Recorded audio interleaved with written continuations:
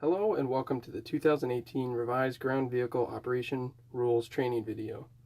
In this video, we will cover all of the applicable rules and standard operation procedures when you are operating a vehicle on the airport's property. We will begin with a brief background that talks about the purpose and reasoning behind this program. In the past, Renton Airport has statistically had a problem with what are known as taxiway and runway incursions. They may also be called vehicle and/or pedestrian deviations. These incursions are when unauthorized persons or vehicles enter within the environment that is controlled by the air traffic control tower and inadvertently interfere with aircraft operations. In this video, we will explore the airport environment, its various uses and functions, and why they are important. To reduce accidents and liability, the Renton Airport has developed this ground vehicle operations training program to educate drivers on the safe operation of vehicles in the aircraft operations area. Please pause this video as much as is needed in order to take good notes for later reference. Questions or clarifications about airport operations are always welcome. Please feel free to stop by the airport office at the base of the air traffic control tower during our normal business hours, which are 9 a.m. to 5 p.m., or call us at 425-430-7471. Our backup on-duty phone number is 206-423-3715. The purpose of the ground vehicle training program is to promote safer airfield driving through continuing education. This program provides new and refresher training for employees, tenants, and other ground vehicle operators on this airfield. Our new badging process maintains this level of currency by placing a 2-year expiration date on all airfield access badges, ensuring that all stakeholders have the most current driver training. At the end of this course, you will receive one of our vehicle access gate badges that is needed in order to drive onto the airfield through one of our vehicle access gates.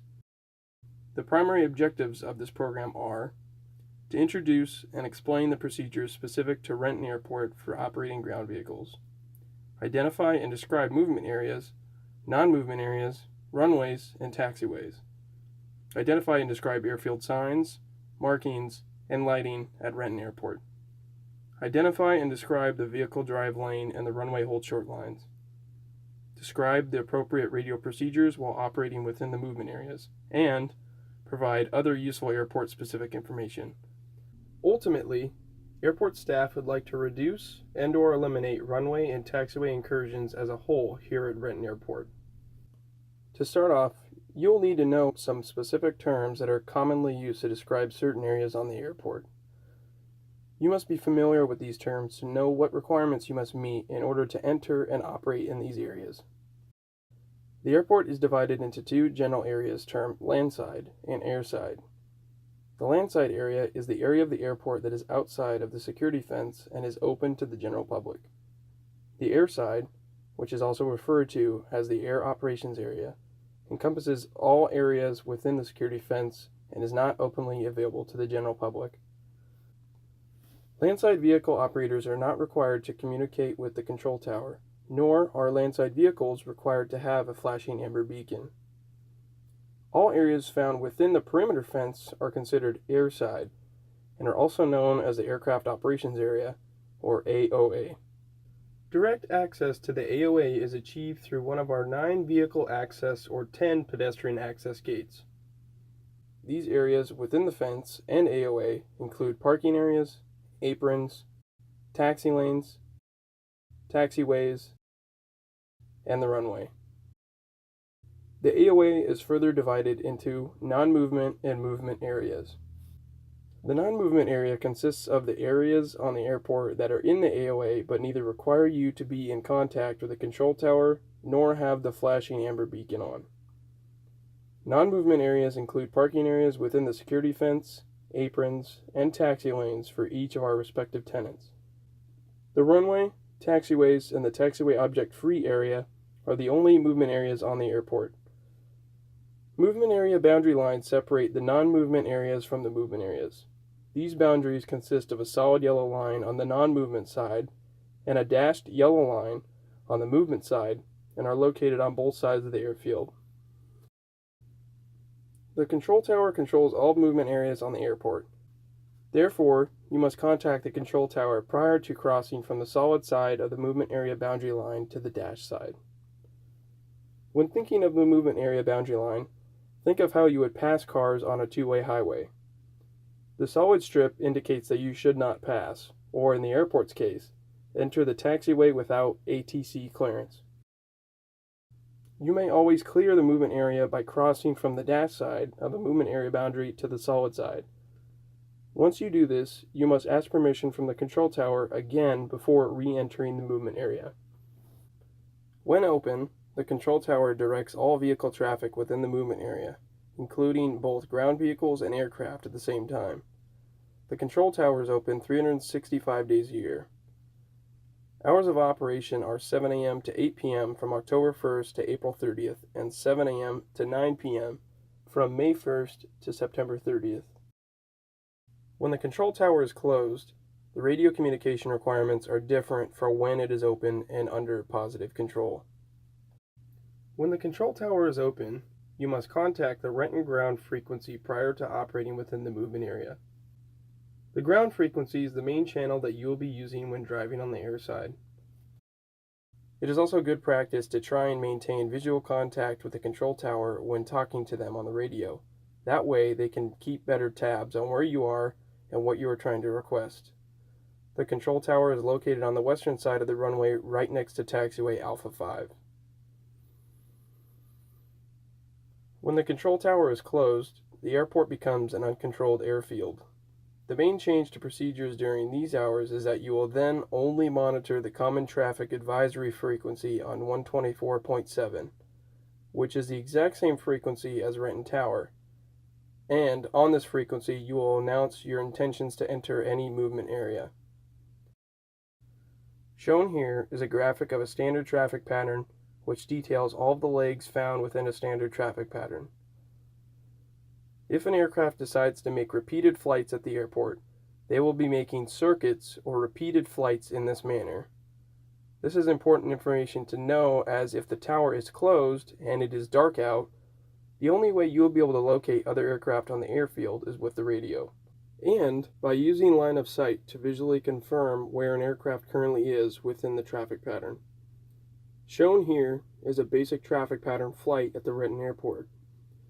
The pattern starts with a takeoff roll down runway 34 facing to the north. Once airborne, this plane is on the upwind leg.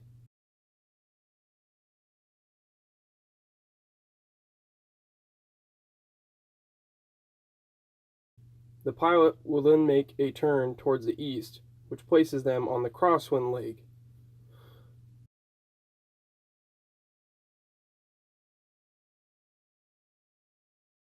From here, they make another 90-degree turn to the south, which places them on the downwind leg.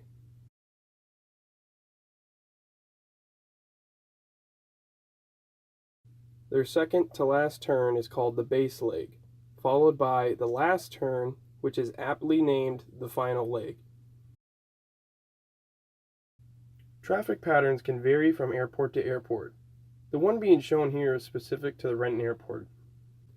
For a majority of the time, runway 34 is the primary use runway, but traffic can flow backwards in the pattern if the wind changes and favors a south-facing landing and takeoff using runway 16. Always listen to the radio to hear what runway is currently being used by pilots. That way you can always know where they are and maneuver accordingly for safe operations. Now we will talk about the exact rules behind making the radio calls themselves here at Renton, as radio phraseology is important and unique to the ATC environment. These rules are not applicable if you do not cross the movement boundary line, as you would not be required to speak to the controllers, but you should still be listening in and monitoring their frequency when able to. The rules and best practices are as follows. Be familiar with the exact locations of the movement and non-movement areas so you know exactly when you need to transmit. When deciding to transmit, ensure you are on the appropriate frequency. Then, listen to the frequency prior to transmitting, that way you don't step over someone else's conversation on the radio. 617 will wave out with clearance. 617 no turbulence, but the runway is not clear yet. Use appropriate phraseology, including standard vehicle identification phrases. When making initial contact with the controllers, state their call sign, then your call sign, followed by where you are, and then what you want to do.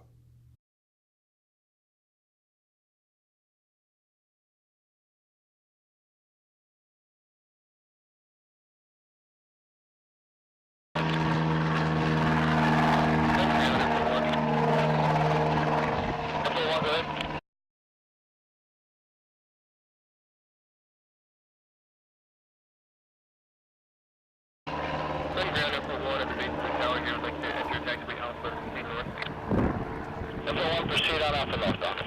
Proceeding north on Alpha.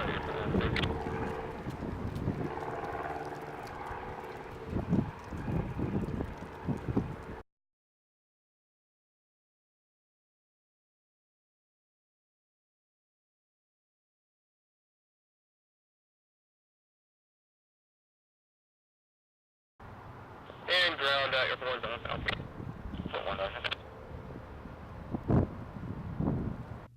Another simpler way to think of how to phrase your radio calls would be, "Hey you, this is me, this is where I am, and this is what I want." When the control tower is open, you must contact the Renton ground frequency prior to operating within the movement area. During these non-towered times, you are still required to make radio calls, the only difference being that you will phrase them a little differently. Here's an example non-towered radio call which would be made on the common traffic advisory frequency of 124.7. Renton area traffic, Airport 1 is at the ProFlight ramp and will be proceeding northbound on taxiway Alpha for Alpha 1, Renton area traffic. This call lets all nearby traffic, both aircraft and ground vehicles, know where you are and what you are doing. It is up to you to see and avoid any and all traffic during non-towered operations. If you have a radio installed in your vehicle and it becomes inoperable, you may continue to operate in the non-movement area only. If your radio becomes inoperable before you proceed into the movement area, then do not continue.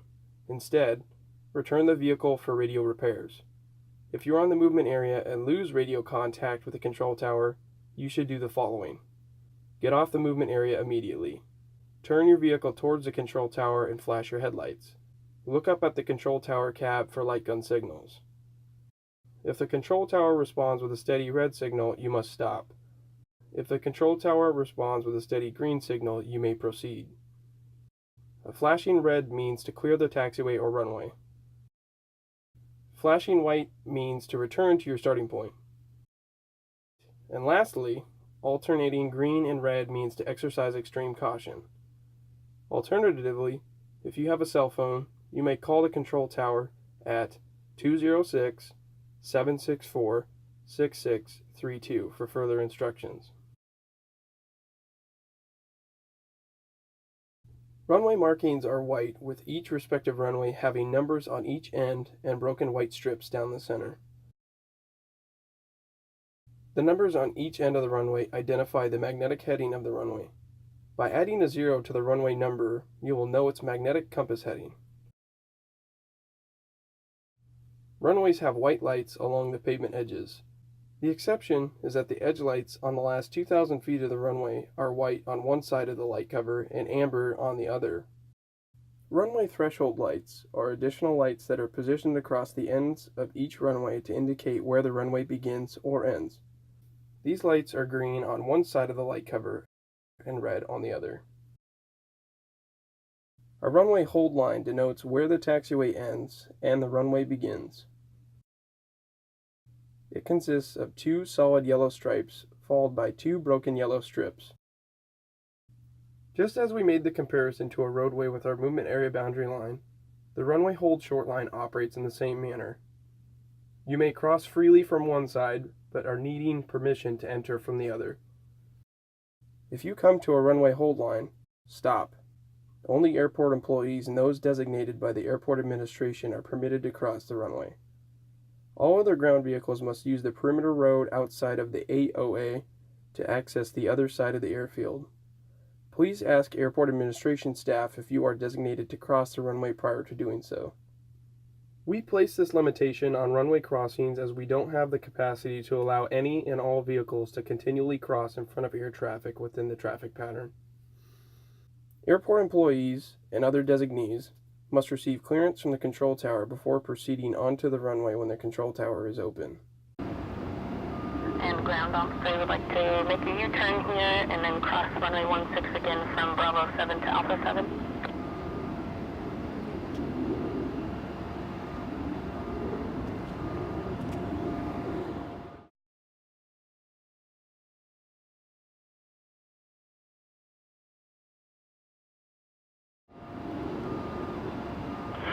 All 3, cross runway 16, Bravo 7 to Alpha 7. Officer crossing runway 16 from Bravo 7 to Alpha 7. Normally, you would make a radio announcement that you are clear of the runway just past the hold short line. But in this case, Ops 3 combined the radio calls to include the clear of the movement area radio call as well. Ground officer is off the runway in taxiway Alpha. If the control tower is closed, you must wait for any aircraft in the pattern to land and exit the runway prior to proceeding. Ensure that your movement onto the runway will not interfere with aircraft taxiing, landing, or taking off, and make a radio announcement of your intentions to cross the runway hold line onto the runway. Announcements should be made on 124.7 when the tower is closed. Be courteous of other people's leased properties on the airfield and do not enter these leased properties without prior permission from the owner. Abide by these recommendations for safety and liability reasons. Additionally, if you are caught driving in one of these areas without said permission, you may risk losing your gate access privileges to the airfield as a whole. We have one vehicle restricted access area on the airfield, with it being located in the northeast corner just past the Cedar River hangars. This area is accompanied by a stop sign indicating where you should not proceed any further unless you are authorized by the airport to do so. Like all of our leased apron spaces, if you are caught driving in this area, you will have your gate access card revoked. The vehicle drive lane runs most of the length of the airfield on the west side. The vehicle drive lane is the designated drive lane for private vehicles operating on the airfield. Vehicle traffic must use the vehicle drive lane where it exists. The vehicle drive lane runs the entire length of the western side of the airfield, ending at the parking area for the Seapoint base. The eastern side of the airport, however, does not have a dedicated driving lane. Where the vehicle drive lane is not yet present, or if portion of the lane are blocked, vehicle traffic must stay as far from the taxiway object-free area as reasonably possible. Be cautious while using the vehicle drive lane around Lang hangars and the 540 hangar. Also be alert for aircraft crossing the vehicle drive lane to enter the taxiway. No vehicle may pass in front of an aircraft that is positioned on the ramp waiting to taxi, unless that pilot signals that it is all right to pass.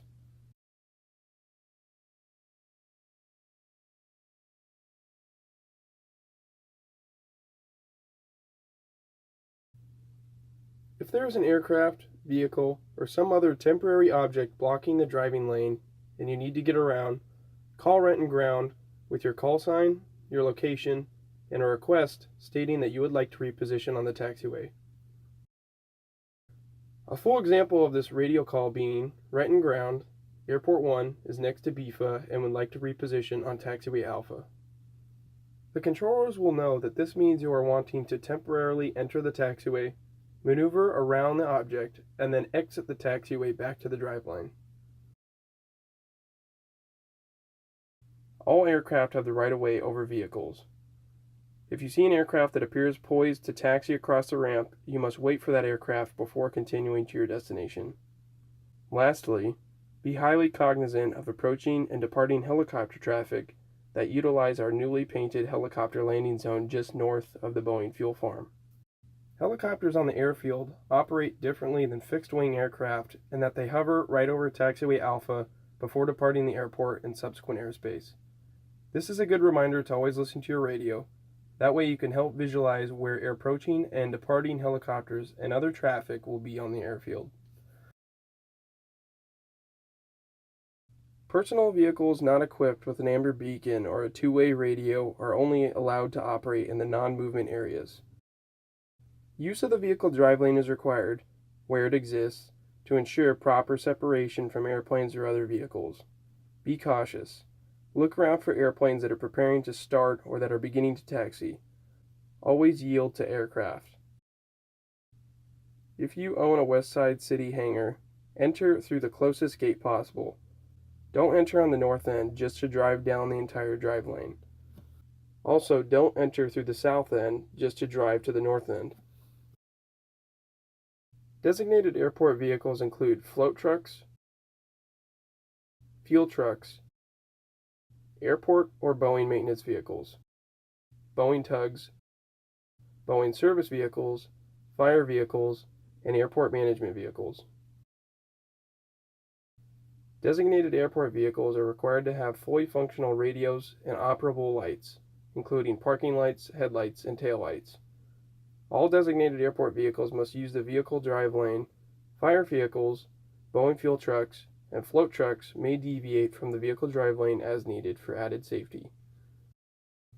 Foreign object debris is any loose item in an airport environment that could be ingested by an aircraft's engines or anything that could strike an airplane and create damage.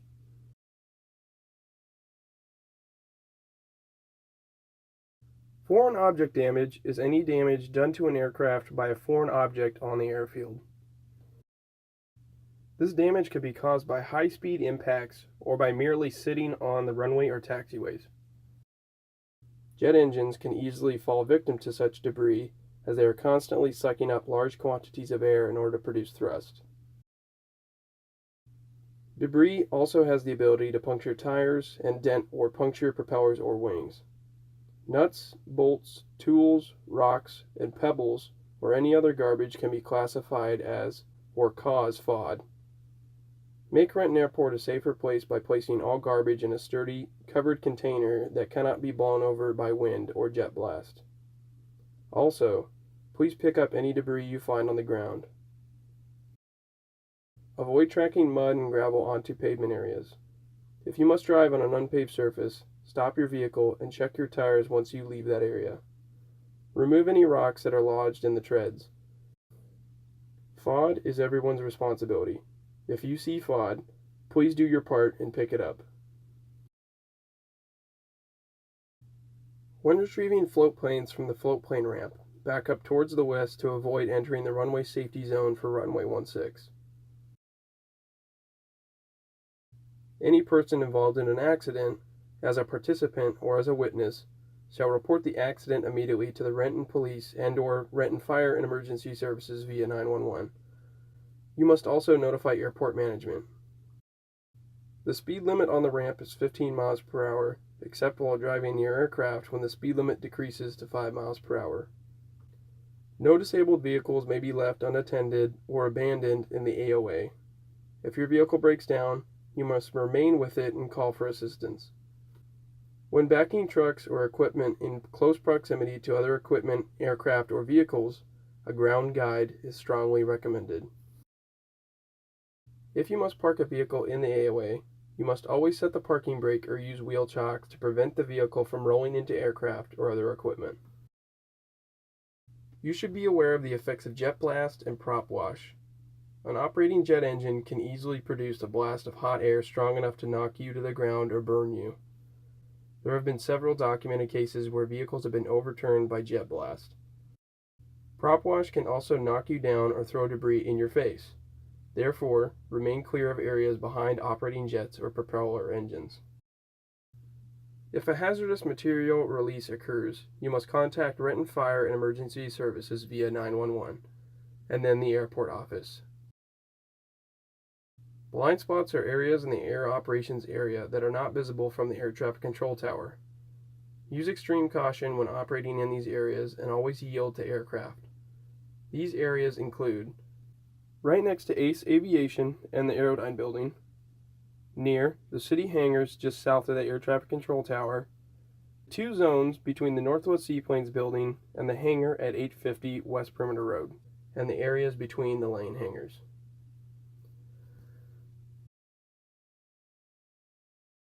It is extremely easy to become disoriented when driving on the airfield in rain, fog, or at night. Drive slowly and watch for signs and markings. If you are unfamiliar with the airport and the office is open, stop in and ask for directions to your destination. If the airport office is closed, drive with someone who is very familiar with the layout of the airport. Here are some of the best tips while driving on the airport. 1. Give yourself plenty of time to get to your destination. 2. Make sure the vehicle's amber beacon is operating properly. 3. Make sure your radio is operating properly and the volume is up. And 4. Remember that the maximum permissible speed is 15 miles per hour or 5 miles per hour if you are near aircraft. Our main line for the Airport Administration Office is 425-430-7471. The Air Traffic Control Tower's number is 206-764-6632. Boeing's Fire Department is 425-237-2222. And always remember to call 911 first in case of any emergency. By following the procedures outlined in this video, you are helping to create a safer and more enjoyable environment for all users of the Renton Airport. Please drive and fly safely.